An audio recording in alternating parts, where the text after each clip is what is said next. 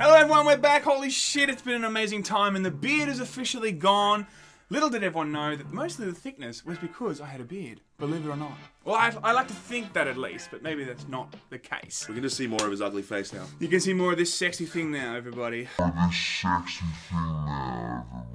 it's good to be back, and God, we've missed a couple of bit of news, we've done a bit of traveling, but hey, we jumped on today and we were looking at some certain pre-sales, and we're like, wow, one of the biggest games anticipated this year isn't doing so well. Did you want to say anything, or? Let's just drop. Alex just wants to drop. We'll drop.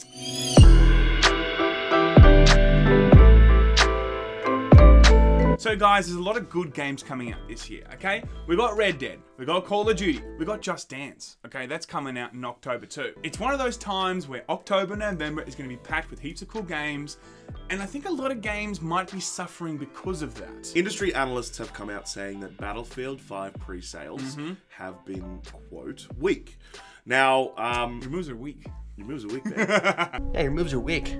So, this is quite interesting. So, there are a couple of ways you can cut this. Maybe pre-sale culture's changing because people being burned or a whole variety of reasons. But at the end of the day, you've got to look at what they're saying. Yeah. And they say that compared to comparable releases in October, Yeah. they are significantly outperforming Battlefield 5. So, these releases are Red Dead Redemption, which we can, of course. But also Call of Duty, are significantly outperforming Battlefield 5. I think it can be a few things though, because I think a lot of people could look at the climate of like the loot box thing, the microtransactions now, and people are like, should I pre-order? And a lot of people are standing back. But I think you're right in saying that it doesn't matter if a lot of people are standing back. I think the whole market itself has changed, and every other game is going to be experiencing that same thing. So if some games are not performing as well as they would have before, it has to be comparable to what the other games are performing like. And it does look like Red Dead, it does look like Call of Duty are performing a little bit better. Now we got a little bit of this from an article, and the article is called from VGR.com. Okay, and it says, analysts report Battlefield 5 pre-order sales are weak so far. This information came from Cowen, which is basically an analyst group. Yep. The news itself was tweeted by a Wall Street Journal writer. Yep. Whose name? Sarah Needleman. We're going to leave a link in the description, you can have a look at that, but it kind of covers quite a few points here. The biggest factor in this, I think, is the release window. People are simply looking at their time and their wallets, and they're putting their dollars where their priorities are.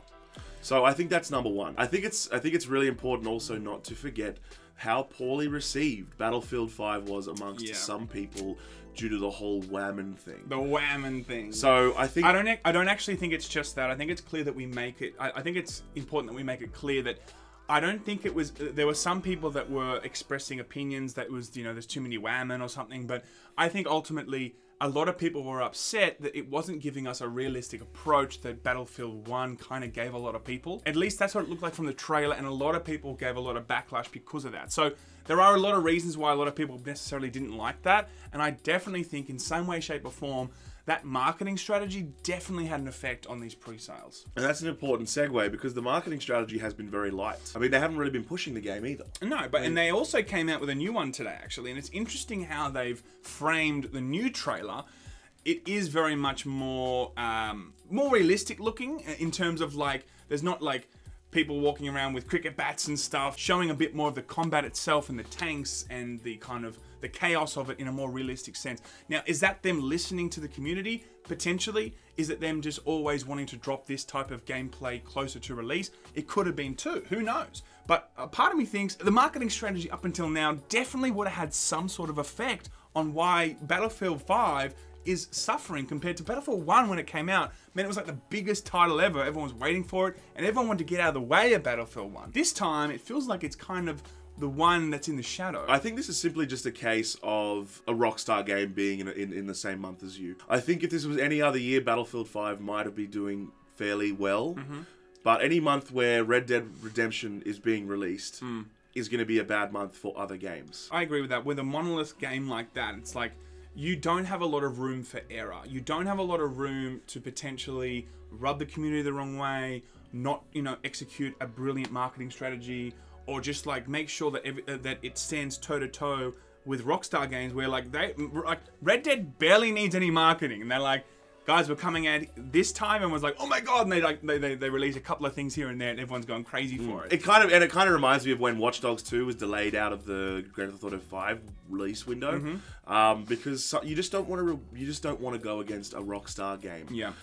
Same with Call of Duty, man. They brought it forward and they gave all sorts of reasons like, oh, we're not going to put a campaign, we're going to have Battle Royale, that's why we're not having a campaign. But a part of me definitely thinks that they just wanted to make sure that they cut down development time so they could get out of that window of Red Dead. Call of Duty's a different beast, though. Call of Duty almost has its entirely own market, I think. I agree with that, but they're always hungry for new people, and they want to have their own space to kind of enter the market and don't feel like they're competing with a game like Red Dead. Of course, no one wants to be in that window, and I believe that's why they pushed it forward. Yeah, I get that. But I also think that the Call of Duty game is not looking at, am I going to get Call of Duty or Red Dead Redemption? They'll just get both. No, but sometimes people do have a budget, man. Like, sometimes they can't be like, let's just buy all the games this month. Woohoo! Like, sometimes they need to be like, I'm going to buy this game, I can do it now, and then 3 or 4 weeks later, I finish that game or I've experienced that game, and now financially and also experience-wise, I'm ready for something else. Experience-wise. No, but it's true, though. Sometimes my body is ready my for something body is else. ready for something else. We need Reggie. Give it to me.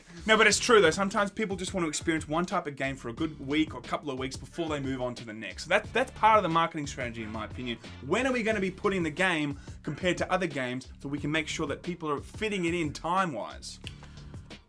My body is ready. Final summation. Final summation. In conclusion, my final thoughts. Great. Well, thank you very much, Alec, for your final thoughts. Yeah. In reality, I think that this is going to be a hard sell now for Battlefield 5. They've got a lot of stuff to compete with. They've rubbed, the actual consumer slightly the wrong way, I think, in some aspects, in some camps of what people wanted from Battlefield 5. I mean, you've got to remember this is the company that released Star Wars Battlefront 2 a year ago. Less than a year ago. Yeah. I think people are still burned by EA. I think it's in a shit release window. Yeah. I think the initial announcement obviously fell flat and it wasn't as well received as they would have hoped. Yeah. And I think there's maybe a potential shift in pre-order culture in general. Definitely. So there is a multitude of factors here. There is a multitude of factors, everybody. Okay? Multitude of factors. But I agree with you there. There's so many things that are going on here. I don't think there's any one. This is what it is. I think it's a combination of it's a cauldron of shit. And EA likes to take big, hearty sips from it. What are you doing there? It's a cauldron. It's a cauldron. It's a cauldron but of you shit. said a cauldron of shit. I'm like, is that shit or is that cauldron? It's a cauldron of shit. That's a cauldron of shit. And EA drinks it all day. Okay, perfect. Now we know.